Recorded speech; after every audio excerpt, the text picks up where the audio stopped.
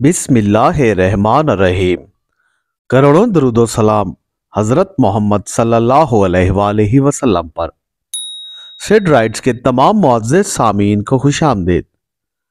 ہماری دعا ہے کہ آپ جہاں بھی رہیں اللہ تعالیٰ کی حفاظت میں رہیں۔ دوستو، امیر بیبرس کا نام تو آپ نے سنا ہی ہوگا۔ یہ ایک ایسے عظیم مسلمان جرنیل و فاتح کی داستان ہے جس نے تاتاریوں کے خون آشام لشکر عظیم کو سرزمین عرب میں روند کر رکھ دیا تھا۔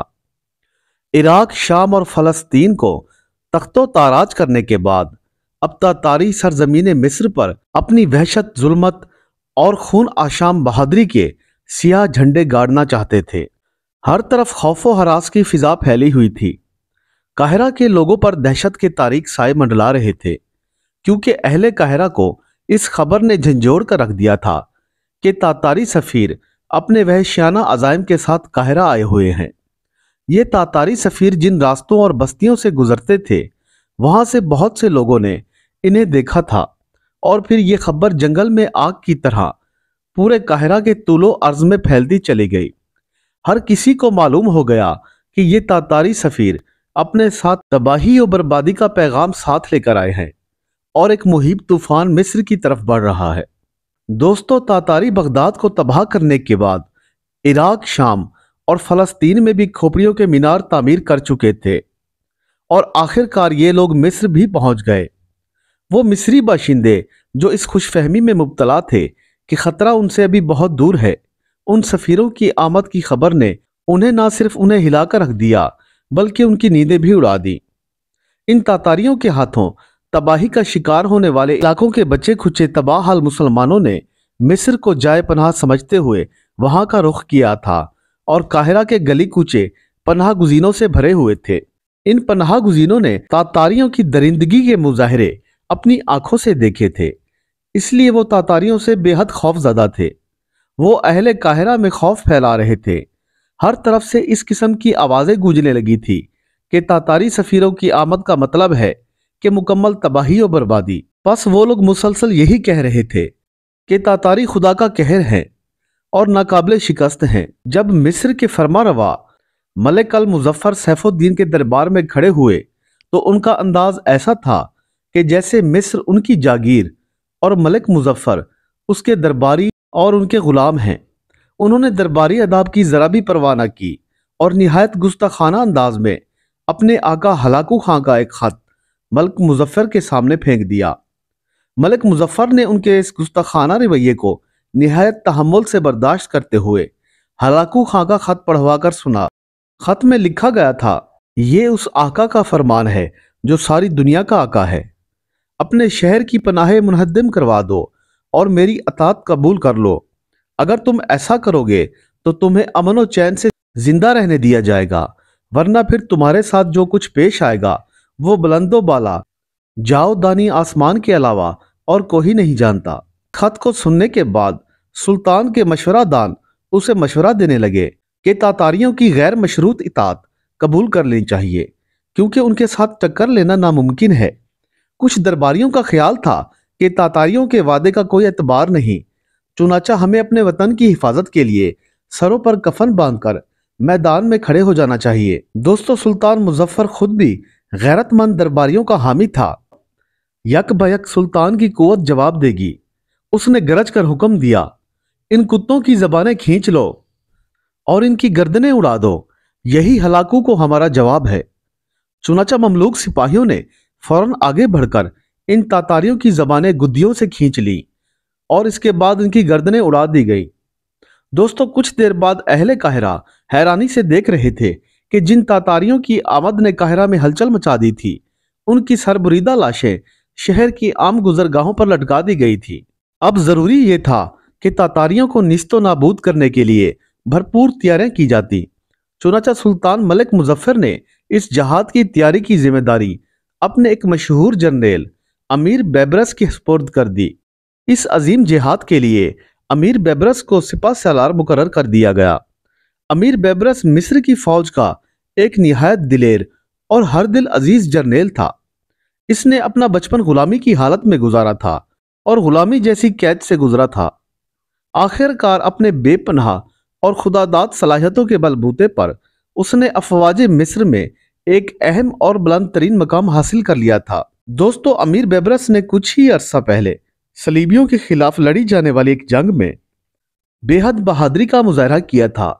اسے پوری مصری فوج میں نہایت عزت و احترام فخر کی نگاہوں سے دیکھا جاتا تھا۔ تاتاریوں کی ہلاکت کے بعد امیر بیبرس نے نہایت تیزی سے جہاد کی تیاریاں شروع کر دی اور مصر کے ہر تندرست و بالغ مرد کے لیے فوجی خدمات کو لازم قرار دے دیا اور یہ حکم جاری کروایا، اگر کوئی شخص بغیر کسی معقول عذر کے فوجی خدمات سر انجام دینے سے گریز کرے تو اس کو کوڑے لگائے جائیں۔ دوسرے علاقوں سے آنے والے پناہ گزینوں کو بھی فوج میں بھرتی کیا گیا۔ چنانچہ کچھ ہی عرصہ میں امیر بیبرس کے پاس ایک عظیم لشکر جمع ہو چکا تھا۔ سپہ سالار امیر بیبرس تاتاریوں کے طریقہ جنگ سے اچھی طرح واقفیت رکھتا تھا، چنانچہ اس نے اپنی فوج کو تاتاریوں کے طریقہ جنگ اور جوابی حملے کی تربیت دینا شروع کر دی۔ وہ جانتا تھا کہ تاتاریوں کی وحشت اور درندگی کی داستانیں سن کر فوجیوں میں تاتاریوں کا بہت خوف سرایت کر چکا ہے، چنانچہ اس نے ان کو ذہنی طور پر بھی اس عظیم جنگ کے لیے تیار کرنا شروع کر دیا۔ وہ جنگی مشقوں کے بعد عام سپاہیوں میں گھل مل جاتا تھا اور ان کی محفلوں میں ہنسی مذاق کے دوران تاتاریوں کا ذکر سن کر طنزیہ کہکے لگانے لگتا تھا۔ وہ کہتا تھا کہ یہ تاتاری کن کیڑے مکوڑوں کا نام ہے، اگر یہ وحشی ہے تو ذرا آنے دو ان کو، انہیں معلوم ہو جائے گا کہ افواج مصر ان کا منہ پھیرنے کی نہیں بلکہ انہیں کچل دینے کی صلاحیت رکھتی ہے۔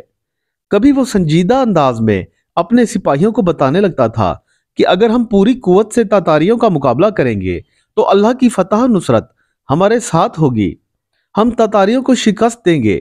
اپنے سپہ سالار کی یہ جرأت اور بے خوفی دیکھ کر مصری سپاہیوں نے بہت اچھا اثر قبول کیا اور ہر سپاہی تاتاریوں کو شکست دینے کے آہنی عزم کا بھرپور اظہار کرتا رہا۔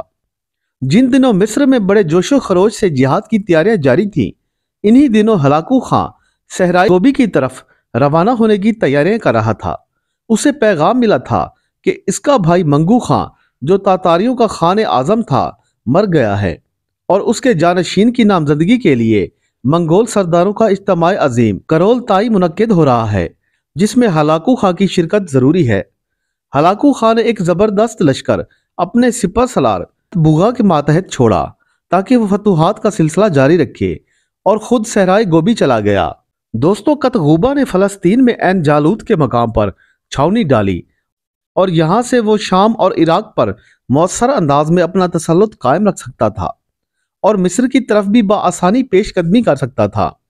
ہلاکو خان کے صحرائے گوبی کی طرف لوٹ جانے کے چند دن بعد مصری فوج آندھی اور طوفان کی طرح عین جالوت کی پٹی کی طرف بڑھتی چلی جا رہی تھی۔ امیر بیبرس اپنے راستے میں آنے والی ہر رکاوٹ کو خس و خاشاک کی طرح رونقتا ہوا آگے بڑھتا ہوا چلا جا رہا تھا اور دوسری طرف سے تاتاری لشکر بڑھتا ہوا آ رہا تھا۔ ماہ رمضان کا یہ مقدس مہینہ تھا اور جمعۃ المبارک کا دن تھا۔ مسلمان اور تاتاری افواج آمنے سامنے کھڑے ایک دوسرے پر ٹوٹنے کو تیار تھی۔ عسکری نقطہ نظر سے دونوں لشکر قریباً ایک دوسرے کے ہم پلہ تھے۔ تاتاریوں کے حوصلے بے حد بلند تھے، وہ بارہا مسلمان افواج کو شکست دے چکے تھے اور اب بھی انہیں یقین تھا کہ وہ مسلمان لشکر کو لمحوں میں کاٹ کر رکھ دیں گے۔ دوسری طرف مسلم لشکر کے سپاہی سروں پر کفن باندھے فتح یا شہادت کے جذبے سے سرشار تھے۔ بیبرس نے ان کے دلوں میں تاتاریوں کو شکست دینے کا آہنی عزم بھر دیا تھا۔ دونوں افواج آخرکار آگے بڑھیں اور ایک خونریز تصادم کا آغاز ہو گیا۔ گرد و غبار کے بادلوں نے دونوں افواج کو ڈھانپ لیا اور ہتھیاروں کی جھنکار، زخمیوں کی چیخ و پکار اور گھوڑوں کی ٹاپوں کی دھمک سے ارض و سما کانپنے لگے۔ دونوں فوجیں بڑھ بڑھ کر ایک دوسرے پر حملے کر رہی تھیں اور لمحوں میں خون کی ندیاں ہر طرف روا دوا ہو گئی۔ تھوڑی دیر کے بعد مصری فوج کے قدم اکھڑنے لگے اور مصری سپاہیوں نے پیچھے ہٹنا شروع کر دیا۔ جنگ کا پاسا تاتاریوں کے حق میں پلٹنے لگا۔ مسلمان فوج تاتاریوں کا دباؤ برداشت نہ کرتے ہوئے پیچھے ہٹتی چلی جا رہی تھی اور تاتاری پوری قوت کے ساتھ انہیں تہس نہس کرنے کے لیے آگے بڑھ رہے تھے کہ اچانک انہیں اپنے ارد گرد نعرہ تکبیر کی सदा गूंजती सुनाई दी।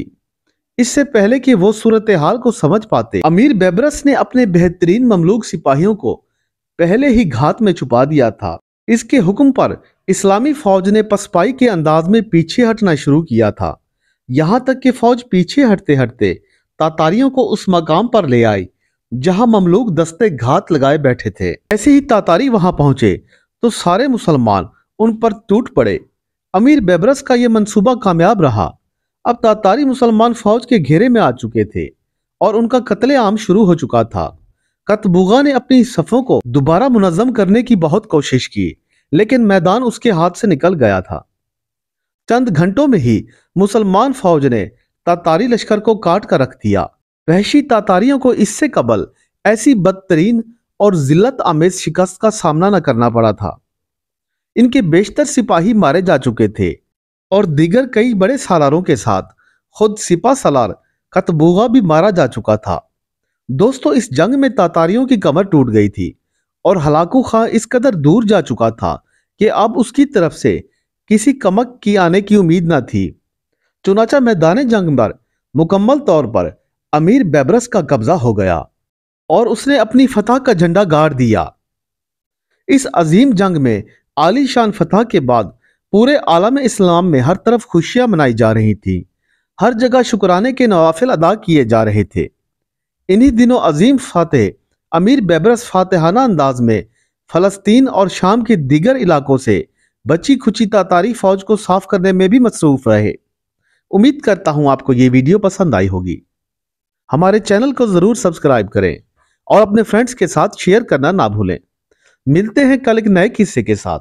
तब तक के लिए अल्लाह हाफिज।